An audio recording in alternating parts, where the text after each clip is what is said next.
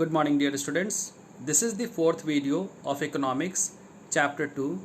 Chapter name is Sectors of Indian Economy, and this video is for the student of Standard 10. Students, in our previous videos, we discussed about the sectors of Indian economy. We especially focused on the primary sector, secondary sector, and tertiary sector. We discussed about the organized sector and unorganized sector. We focused on the problems faced by the people, the workers who are just engaged in the unorganized sectors. As well as we covered the topic that is public sector and private sector. Here in this video, we will just see the evolution in the economic activity. So one by one, we will just take a look that evolution of an economy from primary sector based to tertiary sector based. When we talk about the economic activities, so during early civilization, all economic activity was in primary sector, because when we talk about the Harappan civilization and the medieval history, then at that time most of the people were dependent on agriculture. Directly or indirectly, their occupation was dependent on primary sector. When the food production became surplus, people's need for other products increased. This led to the development of secondary sector. The growth of secondary sector spread its influence during industrial revolution in 19th century. So when farmers started getting surplus in the primary sector, they started utilizing their food grains for making other food items. So this way the primary sector just interdependent on secondary sector, started depending on the secondary sector. Secondary sector started utilizing the primary sector products. So this way secondary sector came into existence in the late 18th century as well as in the 19th century when the industrial revolution started. You know that, students, industrial revolution started in 1750 from England. So this way when the machine and machine made products started coming in the market, that just enables the people to start depending on other sector, that was the tertiary sector. After growth of economic activity, a support system was the need to facilitate the industrial activity. Certain sectors like transport and finance play an important role in supporting the industrial activity. Without transport or without financial help, no such type of activities will take place which is related to the market. So that's why later on transport and finance played important role to support the industrial activity. Moreover, more shops were needed to provide goods in people's neighborhood.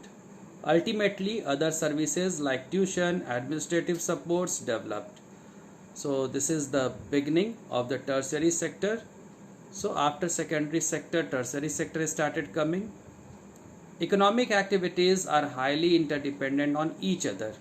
How we can just say that primary sector, it means to say that our all economic activities are interdependent on each other. We can just prove that by this statement as well as one image, one picture which I will share with you. To understand this interdependency, let us take an example of a cold drink. A cold drink contains water, sugar and artificial flavor.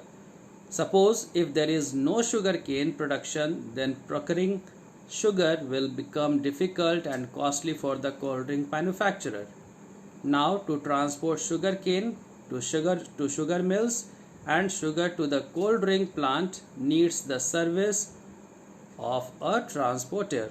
So here you have to focus on that how sugar cane which is grown by the farmer, now how it is just reaching to the mill with the help of transporter who are the person, they used to just transport the goods from one place to another. So with the help of them who are providing the service, okay, so with the help of service sector, the goods from the farm is reaching to the sugar mill. There the process starts. In sugar mills, grinding process starts, and that grinding process just convert that sugar cane into liquid form. You can see the process, the whole process, how from farm farming is a primary sector activity. Then transport of goods, that is tertiary sector. Without transport we cannot imagine that our goods, our finished goods, whether it is coming from primary or secondary, will reach to the market. This is not possible. So without transport we cannot imagine that. Then after that, manufacturing of sugar and drink, that is in the secondary sector. Without secondary sector we cannot imagine that or we cannot just make the items, the goods which we really required from that particular products. So finally, from that manufacturing of sugar and drink, what we are getting? The cold drink. So that final product which is reaching to us. So altogether there is interdependency of one sector with other sector, primary sector with secondary and secondary with tertiary. So we can say that all are interdependent on each other. A person or groups of person is required to maintain and monitor all these movements of goods from farm to factory to shop in different locations.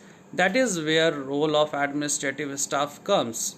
So here now the person's requirement, when the person requirement will come, when the service sector requirement will just come, we obviously need some person who will look after the production, who will look after the supply, who will have to just maintain the administrative over there. So here the service sector demands come. He also needs fertilizers and seeds which is processed in some factory and which will be delivered to his doorstep by some means of transportation. So whatever the fertilizers required in the primary sector, whatever the insecticides, weeds, weedicides, pesticides are required for the farm, that is supplied to the farm with the help of transport.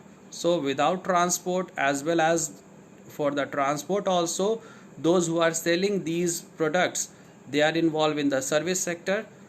Fertilizers, where it is made, they are involved in the secondary sector. So obviously all sectors are interdependent on each other. To top it all, at every steps of these activities we require the proper monetary and banking system. Banking system is coming under that service sector because it helps in finance.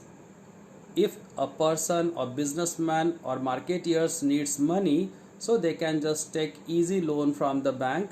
So in this way service sector is helping also.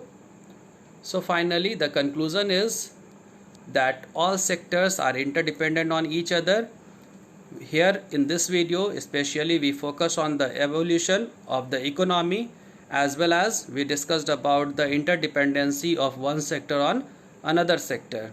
So in evolution we discussed about that how the economic activities changed when the surplus products started getting by the farmers. So they started depending on the secondary sector.